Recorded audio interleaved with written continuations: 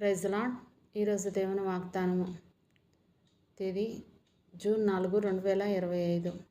అపోస్తలుడైన పౌలు ఎఫెసీయులకు రాసిన పత్రిక 6వ అధ్యాయం 18వ వచనం.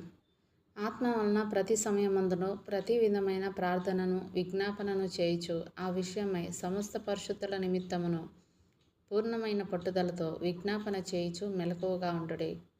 ఆమెన్. సాతానుతో పోరాడేందుకు ప్రార్థన అనే ఆత్మీయ పోరాటాన్ని ప్రారంభించే ముందు సర్వాంగ కవచాన్ని ధరించాలి. ఎందుకంటే అపవాది తంత్రాలని ఎదిరించడానికి మనం శక్తిమంతులం అవ్వాలని అపోస్తలుడైన పౌలు ఎఫెసీయులకు రాసిన పత్రిక 6వ అధ్యాయం 11వ వచనం నుంచి 13వ వచనాల్లో మనకు చెప్పడం చూస్తున్నాం.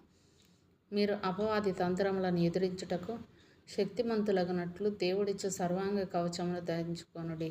ఏలయనగా మనము పోరాడున్నది శరీరులతో కాదు గాని ప్రధానులతోనూ అధికారులతోనూ ప్రస్తుత అంధకార సంబంధులకు లోకనాథులతోనూ ఆకాశ మండలమందున్న దురాత్మల సమూహములతోనూ పోరాడుచున్నాము.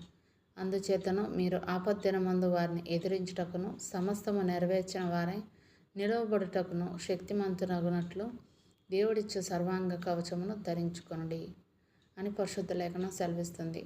ఆ సర్వాంగ కవచంలో 6 కవచాలు అంతర్లీనంగా ఉన్నాయి. సత్యం అనే దట్టి, నీతి అనే మైమరుపు, సమాధాన సువార్త అనే పాదరక్షలు, విశ్వాసం అనే డాలు, రక్షణ అనే శిరస్త్రాణం, వాక్యం అని ఆత్మ ఖడ్గం. వెనక వైపు ఎటువంటి కవచము ఉండదు. ఎందుకంటే వెన్ను చూపిస్తే శత్రువు చేతిలో అపజయం పాలైనట్లే.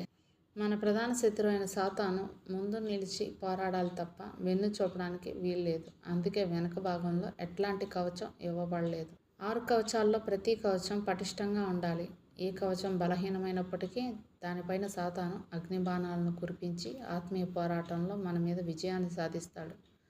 సర్వాంగ కవచాన్ని ధరించి ప్రార్థనా ఆయుధాన్ని వాడి మీద ఎక్కుపెడితే వాడెంత మాత్రం నిలవలేడు. శోధకుడే పరుగులు తీస్తుంటే మనకొచ్చిన శోధనలన్నీ వాడి వెంటే పరుగులు తీస్తాయి. కనుక సర్వాంగ కవచమును ధరించి దేవుని ప్రార్థిద్దాం.